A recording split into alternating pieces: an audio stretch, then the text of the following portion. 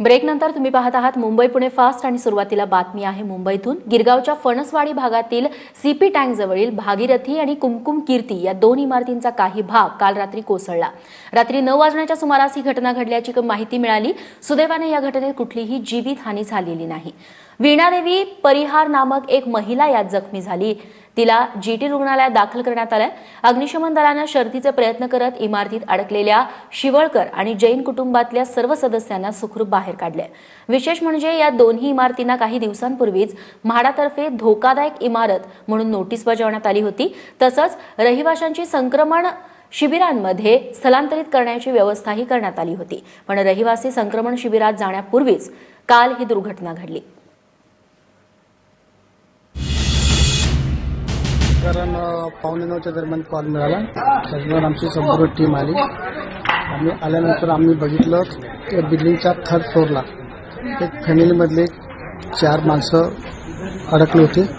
त्यांना मी आर्मीची शिडी लावून सेफली रेस्क्यू केलेले आणि आता जो बॅकसाईडला ढिगारा कोसळलेला आहे पडले त्याच्या खाली कोण ट्रॅप वगैरे झालेला आहे त्याचं आमचं सर्च ऑपरेशन चालू आहे। 10 से भी ज्यादा बिल्डर्स ये बिल्डिंग लेने को तैयार थे। अगर वो ये दे देती थी तो आज हम लोग के साथ ये नहीं होता था। वो रेडी ही नहीं थी सेल करने के लिए बिकॉज उनका फैमिली इश्यूज चल रहा था and because of that today we are facing if suppose someone would have been, कोई मर जाता आज तो कौन रिस्पॉन्सिबल होता उसका। Landlady is saying that उनको मैंने बोला जाने के लिए, इतने आसानी से कोई 50 ईयर से रहना जा तो नहीं सकता है। फिर भी हम लोग रेंट पे घर देख रहे थे एंड वो आज बोल रही कि मैंने उनको जाने बोला था और हमने भी उनको रिक्वेस्ट किया था कि प्लीज आप रेंट दे दो बिल्डर्स को। ये बिल्डिंग जहाँ पे हम खड़े, ये बिल्डिंग कंस्ट्रक्शन पे बाजू में टावर है, यहाँ टावर है, उसके बाजू में भी टावर था। ये सिर्फ हमारा ही एक बिल्डिंग देख रहे हैं आप जो नहीं बना है। क्यों? क्योंकि वो बेचने ही तैयार नहीं थी बिल्डर्स को। बातमी ठाकरे कुटुंबाची। उद्धव आणि जयदेव ठाकरे या दोन्ही बंधूंच्या संपत्तीच्या वादात राज ठाकरेंची साक्ष होणार नाही असं दिसतंय। कारण बाळासाहेब ठाकरेंचं इच्छापत्र त्यांच्या स्वेच्छेविरोधात बनवलं गेलं। या दाव्याला जयदेव यांनी राज ठाकरे यांच्या एका भाषणाचा दाखला दिला। त्या भाषणाच्या क्लिप न्यायालयात दाखल केल्या, पण न्यायालयानं राज ठाकरेंच्या त्या भाषणाचा आणि खटल्याचा काहीही संबंध नाही असं स्पष्ट केलंय आणि राज ठाकरेंचा भाषणाचा संदर्भ वापरण्याची विनंती फेटाळून लावली आहे। 2012 सालात ठाण्यात प्रचारानिमित्त राज ठाकरेंची सभा झाली होती। यावेळी मातोश्रीवर उद्धव ठाकरेंचा प्रभाव वाढत असून अनेक निर्णय उद्धव ठाकरेच घेतात असं विधान राज ठाकरेंनी केलं होतं। मात्र या विधानाचा जयदेव ठाकरेंना काही फायदा होणार नाही हे आता स्पष्ट झालंय।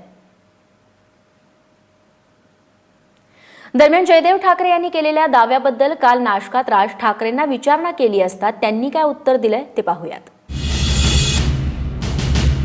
आपल्या भाषणाच्या सीडी हायकोर्टात दाखल केलेल्या आहेत। आपण जी काही वक्तव्य केले होते त्यावेळेस सुपारीपड्याची जी चर्चा झाली होती त्याच्या सीडी हायकोर्टात दाखल झाल्या आहेत आणि असं म्हटलं जातं की आपल्यालाही साक्षीला बोलवण्याची शक्यता आहे हायकोर्टात। सर्व आहे त्या कोर्टात जायची असं मला कालच कळलं। मला बाळा नांदगावकरांनी मला कालच सांगितलं। आणि जाहीर भाषणामधल्या एखादी गोष्ट असेल तर जाहीरच आहे ती गोष्ट, त्याच्यामध्ये काय नवीन काय सांगायचं। आणि मला त्या भविष्यात पडायचं पण नाही आणि मला पाडू पण नाही। वळत पुढच्या बातमीकडे। कॉम्रेड गोविंद पानसरे हत्या प्रकरणाचा तपास दुसऱ्या तपास यंत्रणेकडे वर्ग करण्याच्या सरकारच्या प्रयत्नांना उच्च न्यायालयानं नकार दिला। मुख्यमंत्री कार्यालय तपास यंत्रणांचा निर्णय घेणारे कोण असा सवाल न्यायालयानं केलाय। जनतेचा विश्वास टिकून राहण्यासाठी हत्या प्रकरणाचा तपास वर्ग करू नये असं न्यायालयानं बजावलंय। तसंच हा तपास वर्ग करायचा असल्यास आधी न्यायालयाची परवानगी घेण्याचे खडे बोल देखील सरकारला सुनावण्यात आले। कॉम्रेड गोविंद पानसरे हत्या प्रकरणी स्मिता पानसरे आणि डॉक्टर नरेंद्र दाभोलकर यांच्या हत्येप्रकरणी मुक्ता दाभोलकर यांनी याचिका दाखल केली आहे। या याचिकेवर गुरुवारी खंडपीठासमोर सुनावणी झाली। याच बातमीसोबत बुलेटिनमध्ये एक छोटासा ब्रेक नंतर इतरही महत्त्वाच्या घडामोडी बघत रहा मुंबई पुणे फास्ट।